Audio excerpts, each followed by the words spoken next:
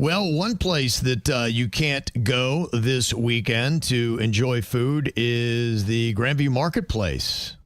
That place was going to, I think, revolutionize. They thought South Florida, at least West Palm Beach, when it opened up like 6 or 7 years ago. And now, unfortunately, it is not going to be serving food. The food hall part of it is shut down after 7 years. The food part? Yep. Yeah. Isn't that the best part? I thought it was the best part. I mean, that's why we went. Yeah, that was supposed to be really the draw, was the fact that you could get all these different foods. You really could. kind of in one place. I mean, there was pizza, there was Asian, there was a bakery, there was homemade desserts, like so many fun things. Mm-hmm.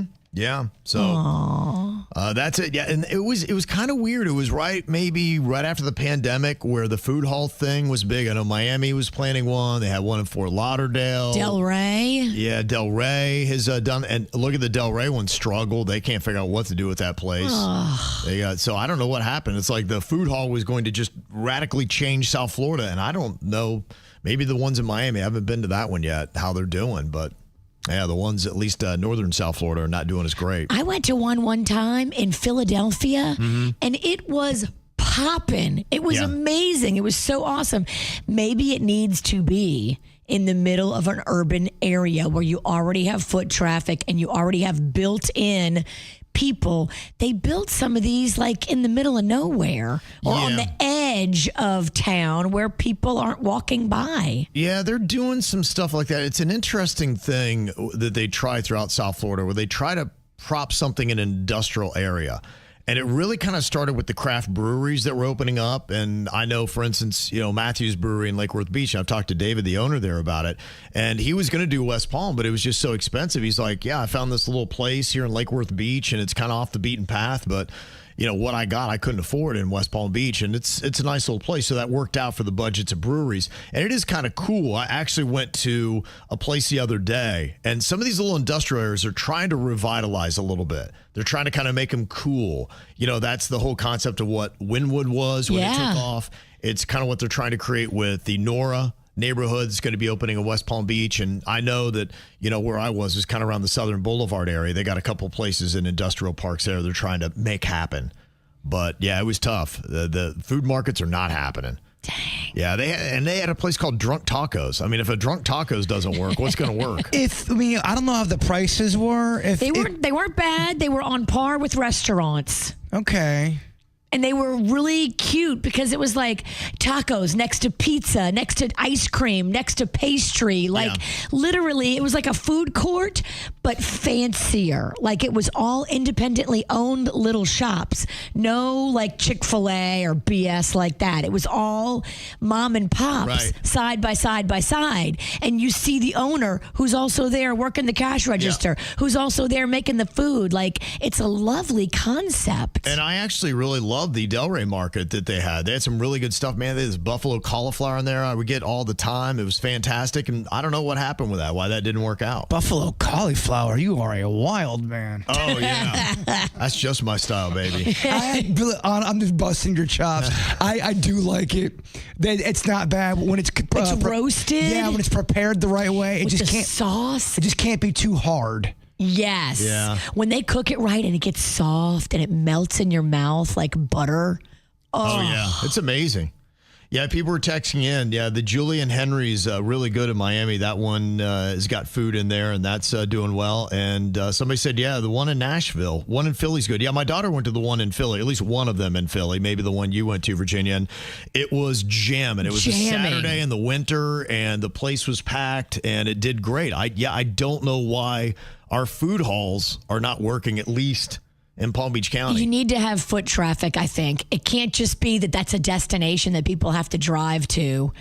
For some reason, the foot traffic in Philly, I think, helps it. It's literally right by the train station because I got off the train in Philly and it was right there. And I was like, ooh. Yeah, just for whatever reason, they can't get it going. Another thing that they're trying to do with the restaurants in South Florida is they're trying to get the more Michelin-starred places and recommendations. They're actually paying money to the Michelin Guide to have them pay more attention to South Florida because it brings in more tourism. You got to pay to play, and they got rid of that one guy that smacked his wife around. Yeah, Palm Beach County had only one Michelin star, and they gave it to the guy who decided to try and kill his wife. Yeah. Allegedly. Allegedly, but yeah, she showed up at the airport trying to escape from him with a massive concussion. She was trying to buy a ticket to flee, and instead of being able to flee, she passed out because she had brain damage from him beating her up, allegedly. That was Conroe that he was the owner-operator of, and now that Michelin star is gone, so Palm Beach County now has no Michelin-starred restaurants. Can we cancel this chef, too? I don't because know. he did the same thing in Chicago, I think. Yeah. Dude, why is this guy still walking the street?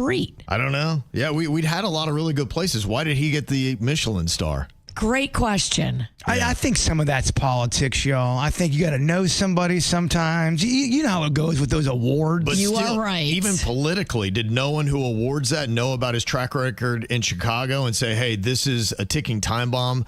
There's a lot of great places in South Florida. Maybe we don't give our one Michelin star to this guy. You'll be shocked how many people who do not do a background check. It's still in today's day and age. It's insane to me. Or know his secrets, and they are bad guys themselves, and just like dust over it. Yeah, that's what I just wonder, because I know our industry, and you know a lot of the other people around the country do what we do, and you know some of the salacious rumors that are about them. So is the restaurant industry not the same? It's the same.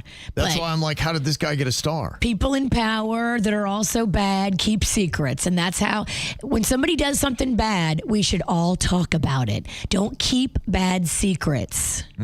Okay.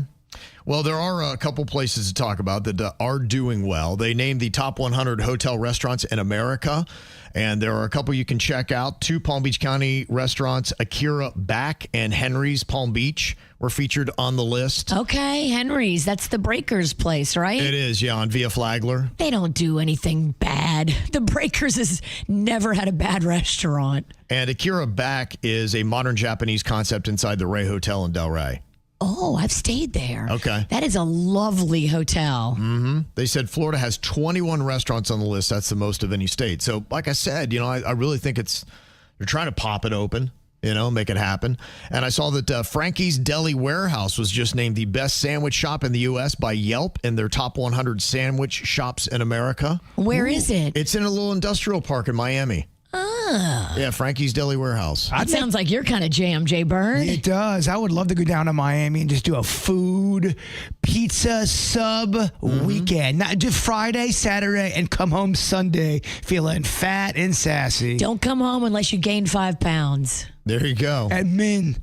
And also, Mary Lou's in West Palm Beach made USA Today's list of the best bars in the country. That is kind of the new trendy place that is on Southern. Isn't that the one that Ryan Beckett has a little piece of? I can't. I don't want to. I have no idea. I'm not sure the name of it. I know he has a thing. Yeah, I think it is. That place is very hot right now, and it's so Instagrammable, Kevin. It is, yeah. Oh my That's a God. place where Michael Jordan went, and now everybody talks about it. You have to have a reservation to go, and you have to pay up front because my girlfriend wanted to have her birthday there. So she called up and she was like, hey, can I come?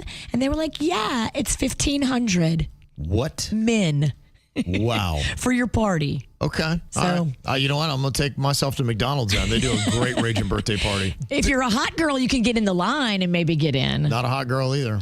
Back to McDonald's. Come on, kids.